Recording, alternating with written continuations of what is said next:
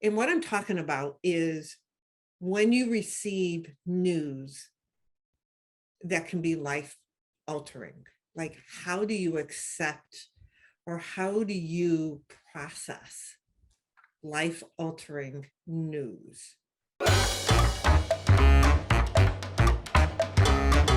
Well, welcome back for another episode. So this episode, I asked the girls actually to talk about, and it kind of hit home to me last week.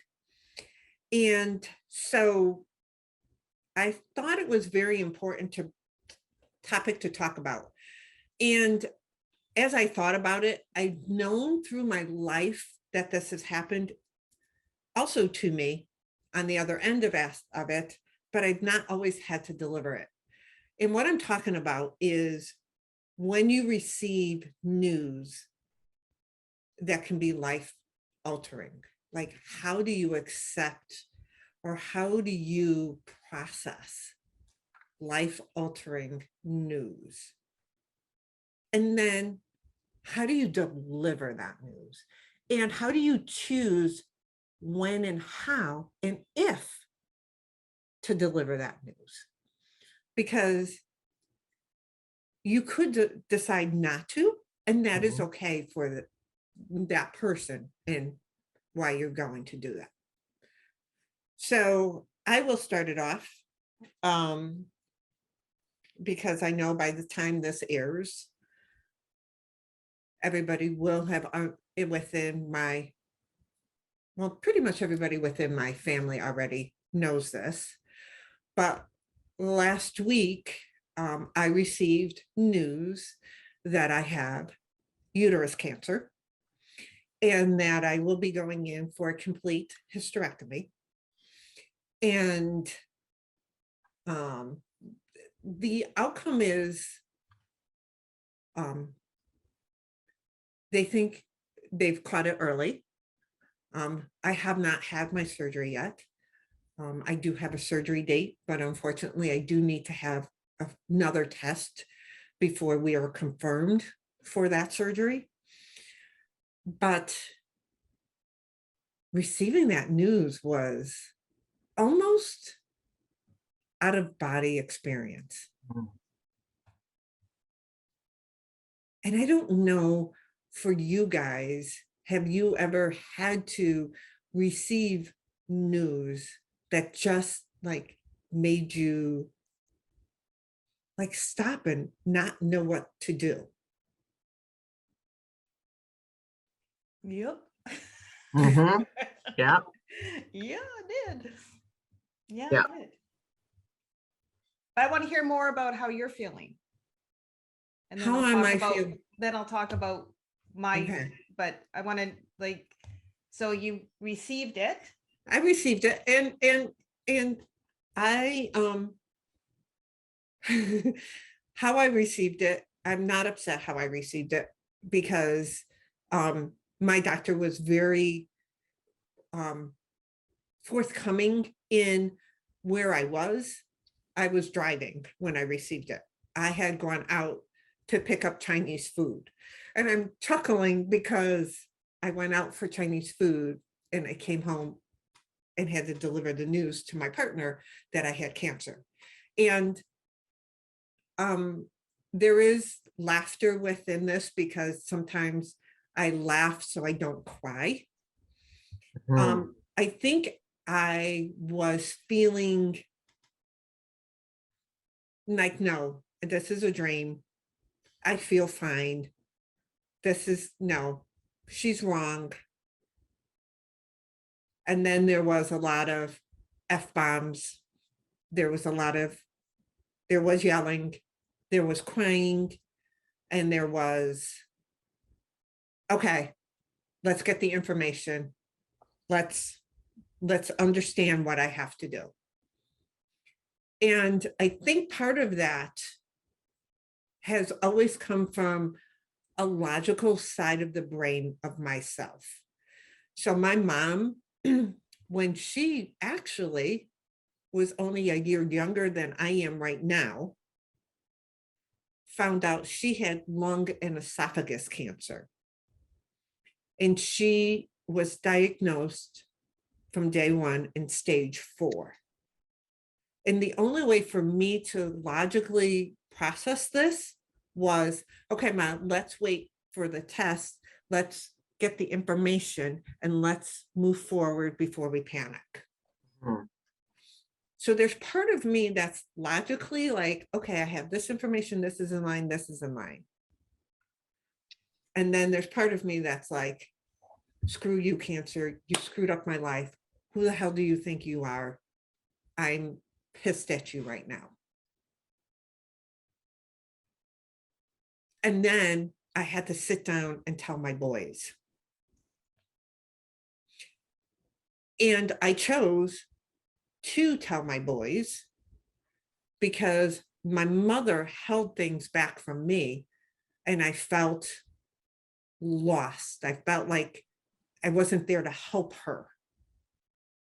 So my choice was I wasn't going to withhold it from my boys.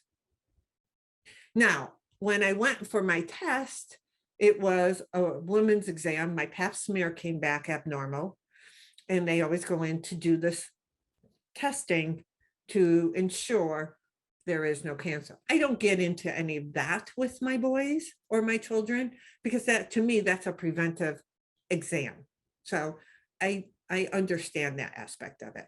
But the fact that it came back that it was positive, I do have cancer. It is stage 1. I sat my boys down and had a conversation with them. Well, the best I could. They're on the East Coast. I'm in the Midwest. So it was very straightforward. It was factual. We discussed feelings back and forth, and we kept that communication open. And I've kept that communication open also with my partner. Well, it's good that you're doing your yearly PAPs. And Yes. we never ever expect, we just go, oh, here's this inconvenience. Like, Yes. who wants to do this? But we never expect actually news back like you received. We just No. do. So thank goodness you did, or you are maintaining your overall health in that way.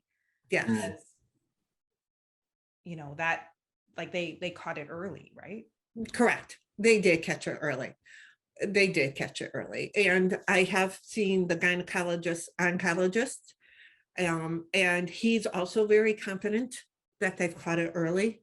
The additional test I'm having is to ensure a lesion within my cervix is not cancerous, because it just broadens the type of the hysterectomy and the form of hysterectomy that they do. But yes, we're very confident that with this surgery, and that is again early detection. Yes. So, Michelle, I'd like to ask you a question in terms of you deciding to tell your boys. What did that look like? And then again, sharing it with other people, what was your mind process for that as well?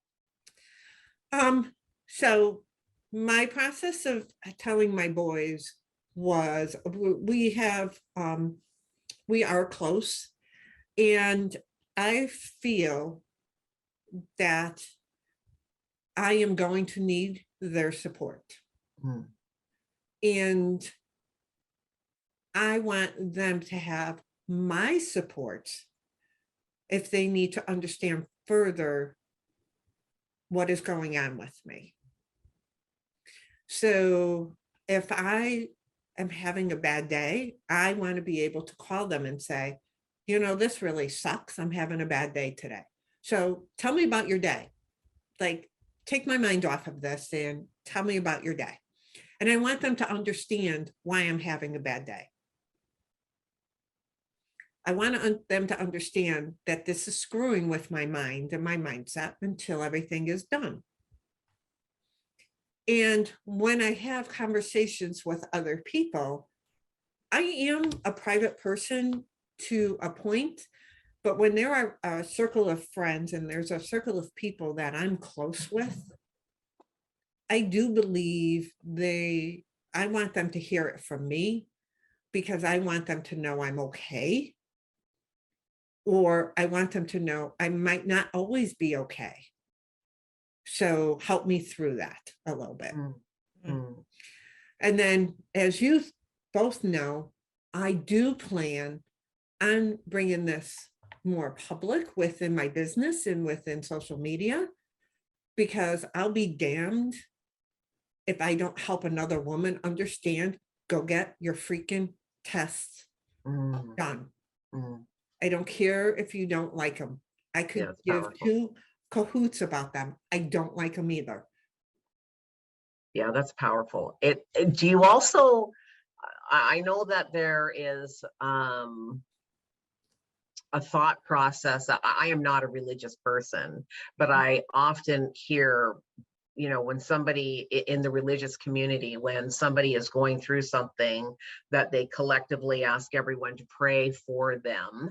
And I've often wondered if there isn't some kind of energetic universal thing that takes place when you have that many minds all creating support Yeah. for that one person at that time, right? Like, for example, knowing when your surgery is, like what day it is, what time it is that's happening, and to have collectively your group of people being able to send good thoughts at that time, or pray, or whatever they Whatever prefer it to is. do. It's like, I'm wondering if that isn't some kind of energetic exchange that takes place, and sharing that becomes really important. Sharing what it is that you're going through is super important as a result of that.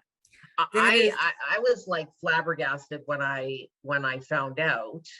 And I also, my next immediate thing was, like, she is so brave to share this. Yeah. Like, I would never ever share that with it. Like, that was my like, this after, oh my God, Michelle's gonna be, I know Michelle, she's gonna like handle this like a champ. Yeah. Then my thought was, oh my God, I could never have done that. I could never have done what she just did. There's no way. and you hit the nail on the head a little bit. And I will gravitate towards women or people that I know are going to support me. Mm, And not that nobody's not going to support somebody that has cancer. That's not Yeah. what I meant. Yeah. But if you want to pray for me, then pray for me. If that's your, I believe in the power of prayer.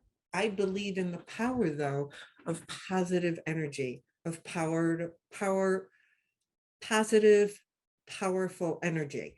So I have conversations, and I've shared what I'm going through with women that I know are going to give me that back. Right. And you two are an example of that.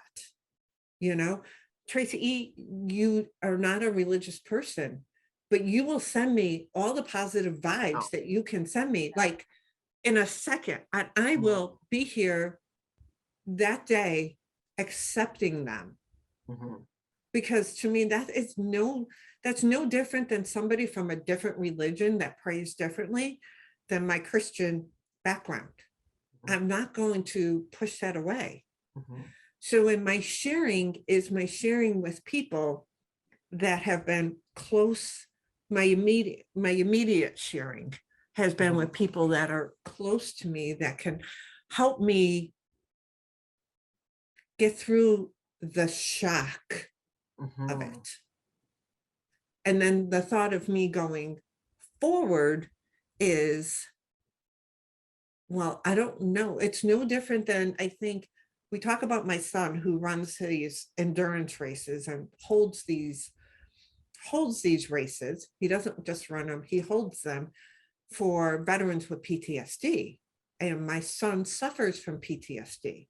And my son attempted unsuccessfully suicide. Thank God.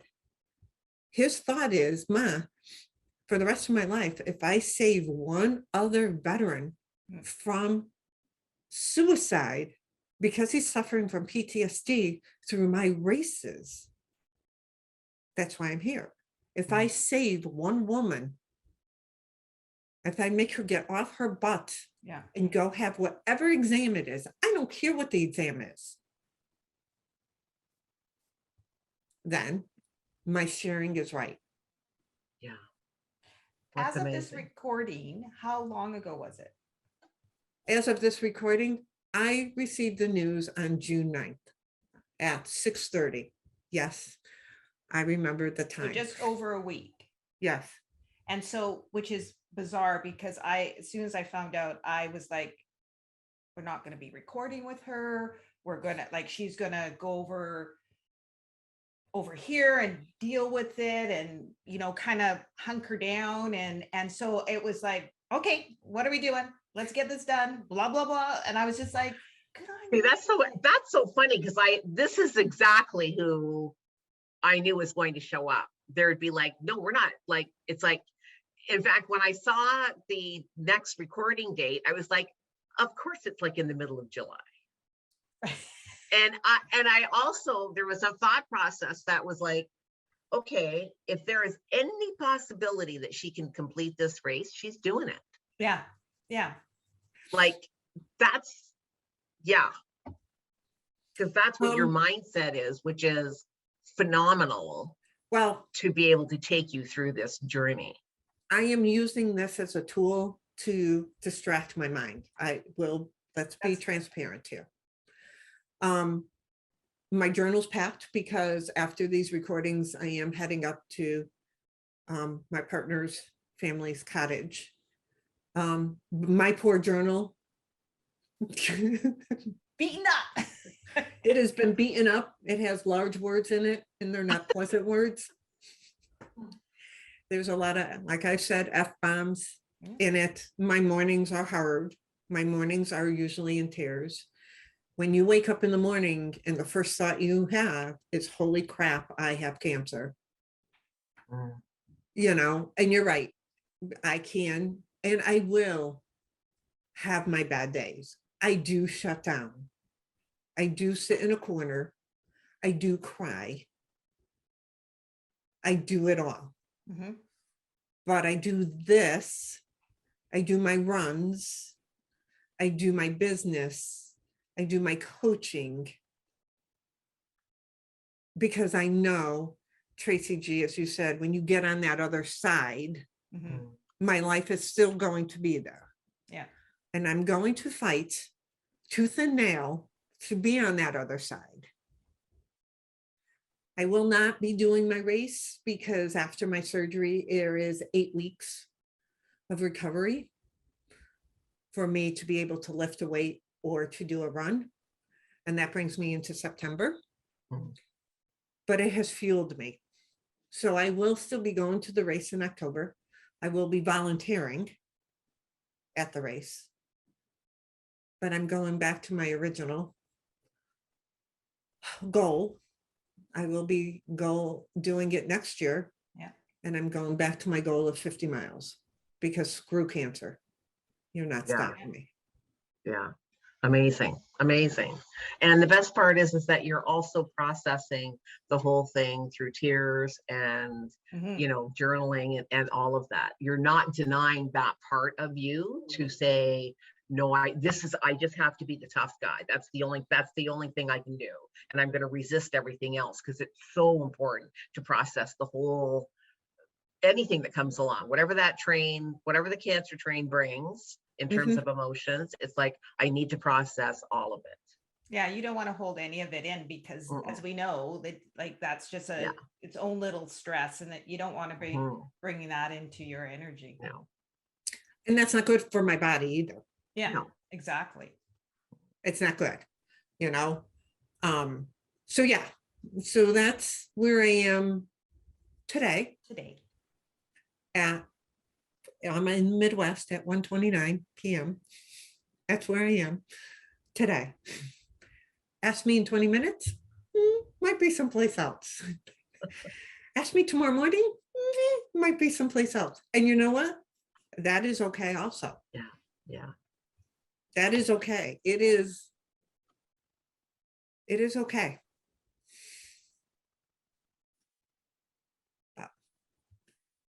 How about you guys? Tracy G. Yeah. One. Yeah, I've experienced a lot of cancer in my family. And so,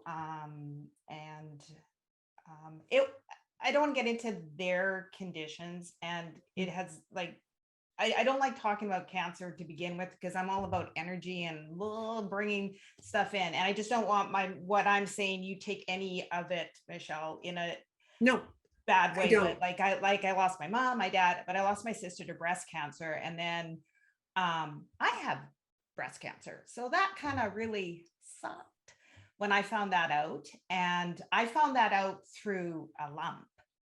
So do your monthly checkups, because that's how I found out. And I knew right away. Because I went, I know my body. This ain't part of my body. And so I found out, and our kids were at that time in middle school and just in high school. And they used to do all these runs, like, yay, run for cancer, run. And I'm running for Nana for cancer. And so when we found out, I said, I'm not telling my kids. And my husband said, this is your journey. You tell me what to do. And I said, I don't want to tell them, because my sister, her children were young, like 9, 10, and they lived through her for 5 years of just horrific. She had a horrible cancer, horrific. And was their childhood. And I said, I don't want my kids to label themselves as the one where their mom has cancer. So we didn't tell them. And that might be really cruel in some ways, but we did not tell them. We did not tell them ever. I took my, I did radiation. I did not have to do chemo. I had to do 2 surgeries because I didn't get enough out the first time. And we just, we didn't hide it from each other. There was a select few of my friends that knew, because again, I didn't want to be that person that, oh, it's Tracy who has cancer. Right. And so we didn't tell anyone until after the fact. I'm 5 years clear. I'm actually 6 years clear now. And my kids found out when we were boating one day, and side of my boob was hanging out. They go, what's that, Mom? Did you have implants? I go, no, honey, I had cancer. And I could, Tracy, I think I could understand that. I think if my children were younger, I could understand withholding that information, because that's a lot for a child to go through. I mean, my children are much older right now. Oh, absolutely. Yeah. But in knowing that, how did you handle that? Like, how did you handle getting that news? I know how it was for me. And you said I understand it, but like. Well, you were different though, because you walked in thinking nothing was wrong. I found the lump and I went right away, this is not right. And so for them to at any time say you didn't have something there would have been my surprise. I knew right away. Oh, okay. I knew right away. So it was like, my husband and I, we were just talking, we go, we're going, yeah, it's all going to be all good. And we're looking in each other's eyes knowing, no, it's not. We know exactly what this is. So the surprise was finding the lump, I would say. Okay. Do you think, Tracy, that your story would have been different had your sister not had such a horrific experience and died? Yep. Yeah.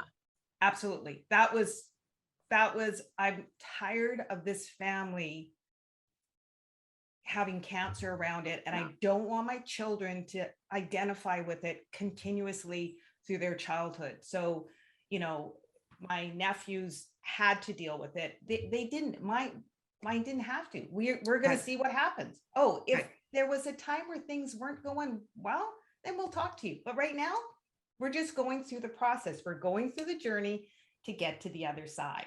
Right. And they don't need to know that. They don't need it, And I go through menopause. They don't need to know, oh, mom's well, they do. Yeah. She's like, complain about it a lot. Yeah, but I do understand that, and I could, and I think I had that thought process years ago when my mom was diagnosed, because my mom lived with cancer for 19 years. And my youngest son and I talked about this. They've known their grandmother just as always having cancer. Right. And they knew her as a fighter. They knew her as a fighter. But when I was talking to my youngest one about what I was going through, what my mother went through, he's like, yeah, but Ma, how do you want to put this? He's like, your lifestyle and Meme's lifestyle are so different. Meme's lifestyle was pill popping, not healthy diet, a typical generational of our time back then. Okay, because she was the generation before me. We just talked about this on a previous episode of, you have this, you take a pill, you have this, you take a pill, you have this, you take a pill. You like eat whatever you want, you drink whatever you want, and all of that. He's like, now I have you who's very conscious and works out and does these things and heals your body. So we're going to attack this different. Like, he was happy I had that conversation.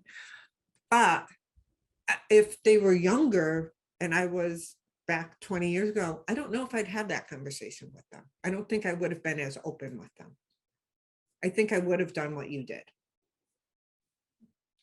I just knew it was the best for us at that time. And now everything is out in the open. And because of course I have girls, so, and their aunt had it, and so you've got that whole freaking generation crap going on there. But at the time, it's the thing that worked for me.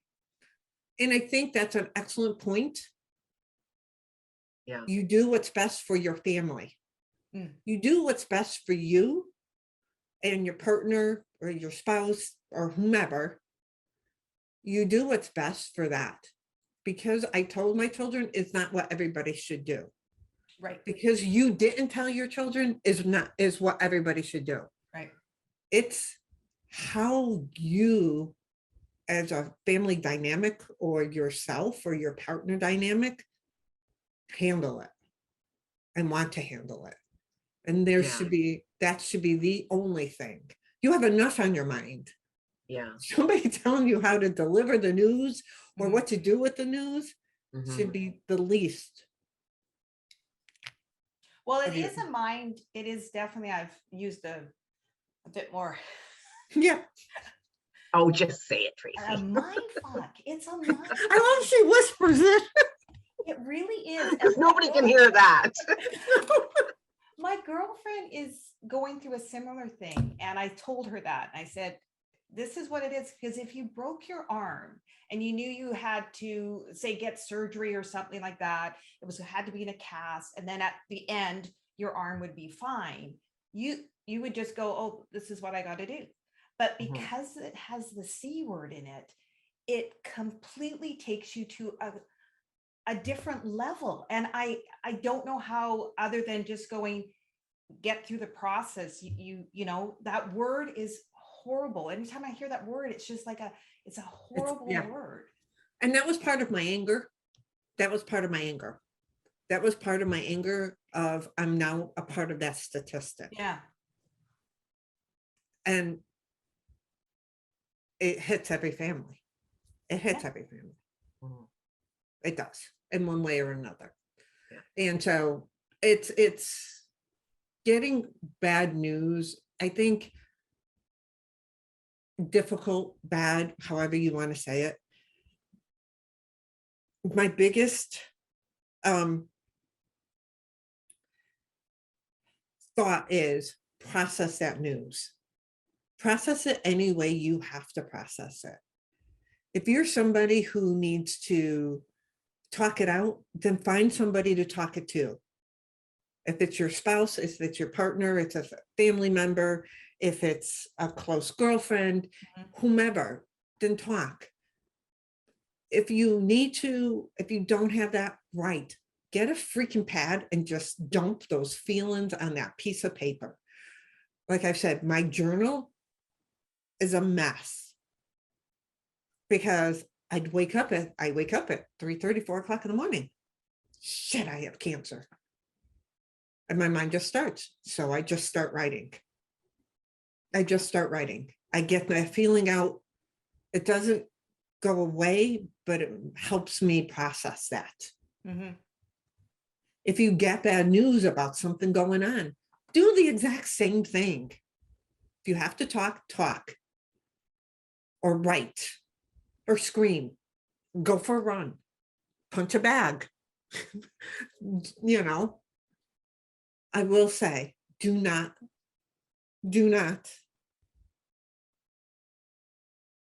go into alcohol, and don't go into an eating binge. Neither one of those are going to help you. You know, I stopped drinking in January and I haven't had a drink. And someone said to me, "Oh, you deserve a drink." No. Having cancer doesn't mean I deserve a drink. I don't want to put that, I don't want to put a depressant in my body. That's not going to help me. Mhm.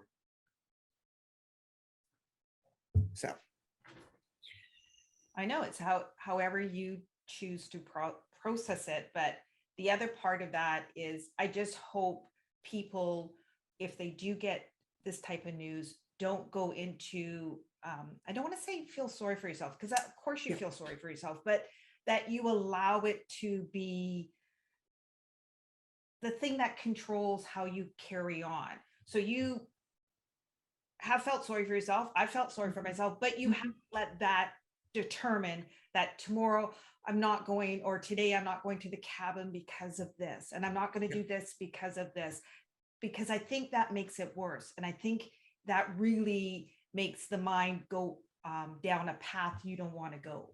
Where if you're doing what the steps you're doing, this is my life, plus this little nasty little piece of crap. right. Yeah. And what I love is my partner, he's allowing this to be my story. Mm.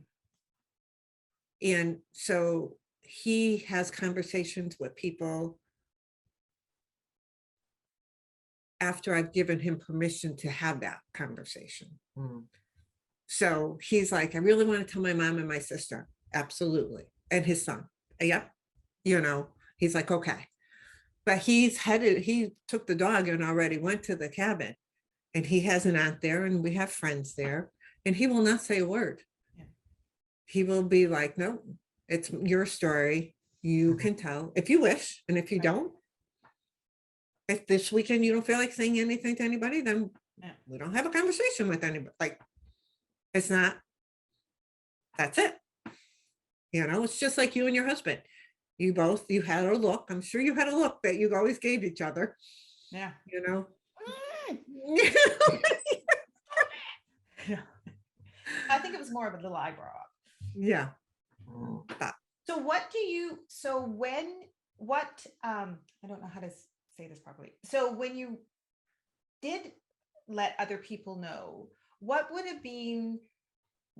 a good way to be supportive of, what could have they said that, you know, if someone's finding out a friend, how do they say the right words? And there's no right word. There isn't. And how do they show support, I guess? Yeah. If they're kind of not sure what to do. Yeah. Here's the thing that, and it's ironic because there's somebody else I know that's going through cancer. She has breast cancer, and that's all I'll say. And so there, a third party that I was talking to says, and I can see this because it happened a little bit with me. You tell them you have cancer and they come back with, "Oh, my aunt had that. Don't worry about it." They think the problem is because people don't know how to absorb bad news. Yes. They don't. And that's, it's like, it's the shock, and they're like, "Oh, and that's God." what I want to say. You Yeah. don't have to say anything. Yeah. Try to just listen to what the person is saying. Listen to what they're saying. And you can be empathetic with them. I'm sorry to hear that. I don't know what to say, but positive energy. I have you in my prayers. Here's my number. Right now, you might not need anything, but if you do down the road, let me know. Yeah. Here's this. You don't have to make them feel better. There is no feeling better until we're on the other side of it. There is none. Sorry, there is no feeling better. I mean, the best thing is what can I do to support you? If it's a friend, they're Right. going to want to do something, because I think there is this natural tendency for, when bad news happens, you want to fix it. You want to take care of it for somebody, right? And you can't, that's not a possibility. So the best thing is simply, what can I do to support you through this? And if it's nothing, just say, I'm here for you. Please know that I'm here for you if you need anything, anything. Yes. I'm here for you. Yeah. And that, I think, is more heartwarming than hearing stories. And then I think back in life. So you guys are going to laugh at me. Let's go back to when we had our children or our child. And when you're pregnant and you're nervous about, I don't know, giving birth to some part of your pregnancy. Oh, my pregnancy was like, I spit my children out. Or, oh, my labor was 48 hours. And you're like, what the hell? I'm just going to leave this person inside my body. They're not coming out. That's it. It's just kind of like the same thing. Hearing that someone else had it and they didn't have a problem with it. Yeah. Or that face of, oh, my aunt had it. And I'm sorry. That doesn't help either. No.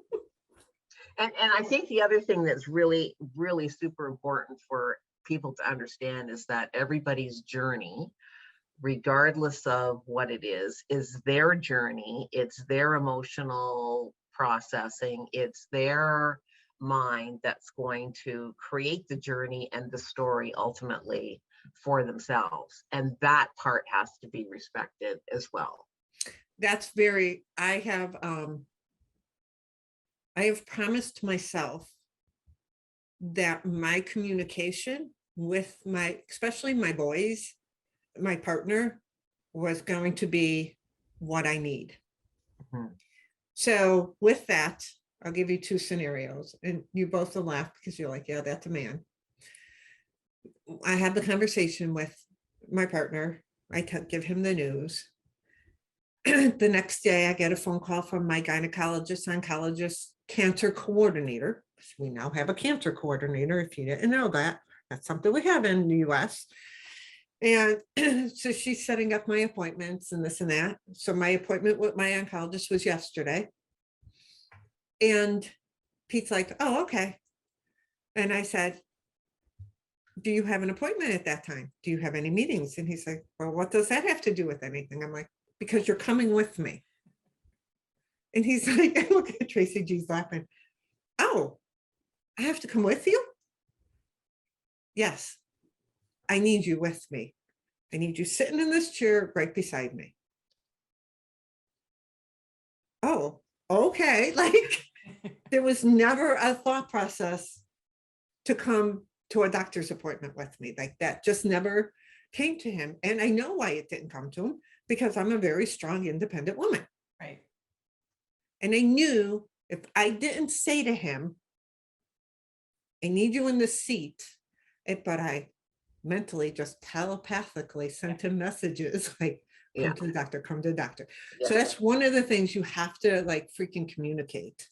And the second thing was, that's a really good one though, is to really, that you figured that out right away and said, this is what I want, and I'm going to make sure I communicate it to my support people. Right. Yeah. Especially my children and Pete. And then there was talk of I do have a date. There was talk of having it sooner. It was one of two dates. And the sooner one was like, we had plans that day. And he's like, but we have plans that day. And I'm like, because Come on, postpone it. Come on. because we had the 2 dates. And he's like, well, they give you 2 dates. And I went, it's in my body. It's not in your body. And I want it out of, now. I want it out of my body. And he went, oh yeah, huh? Like there was no thought process behind it. It was like that original, but yeah, but we have plans that day. Can we go this day? It's not a dentist appointment. I can't just change it because but that's part of the laughter. And that's the other thing. Make sure there's laughter, like communicate and laugh. If you want to laugh at it, you can laugh at cancer. Laugh at it.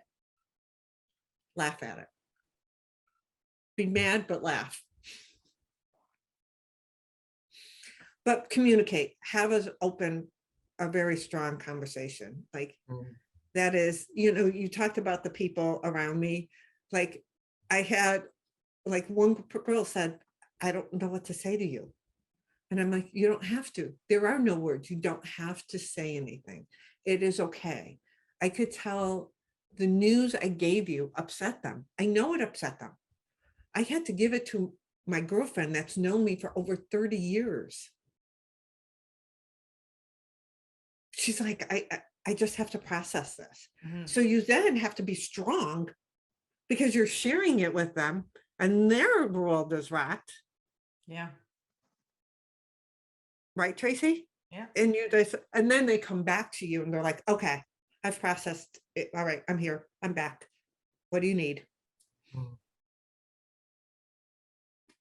Oh, it's hard. Sucks. Sucks. Okay, on that note, I think this is a good place to stop right now. And I want to thank you both for allowing me to share here. I know we had a moment before we recorded where I shedded my tears. And difficult news, we go through life and we always think it'll never happen to us. And I hope it never happens to you, whoever's listening to this. But the only way you can help prevent that is get off your butt and get whatever freaking exams you need to get. Tracy is telling you about lumps. I'm telling you about pap smears. I don't care what person you know. We talk about yearly physicals. We talk about, I don't care if it's male, female, I don't care who it is. We talk about self-care. Self-care, we get our nails done, we get our hair done, we go get a massage, we take a day off, we go to a beach. Your self-care is your health. And your health is seeing a doctor. And your health is advocating for your health. I will tell you, I had a pap smear. It was abnormal. A month beforehand, I had light spotting. I knew I had my pap smear coming. So I didn't. It was a couple weeks. I didn't say anything. I only had it for overnight. But that in May, when I went into that doctor's office, we had that conversation. And it was that and my pap smear that got the ball rolling. So you think of May, it was the beginning of May. I had that. And by June 9th, I got my diagnosis. That was 4 weeks. Wow. That is phenomenal. Yeah. And why we have early detection with me. So that is my soapbox right now. Good soapbox. Okay. Again, thank you, lovely ladies. And thank you, audience, for listening. I will definitely take your positive vibes through my journey. If I have hit a nerve in a good way and got you off your butt, thank you. If you have any comments about this, please put them below. If you want to make sure you hear more from us, there's notifications, there's subscribe. If you are listening and you are know somebody that this can really help, please share this episode, especially if all our episodes, this is the one to share.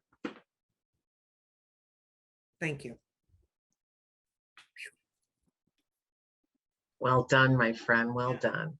Thanks for watching, and we hope to see you as a regular member of our community.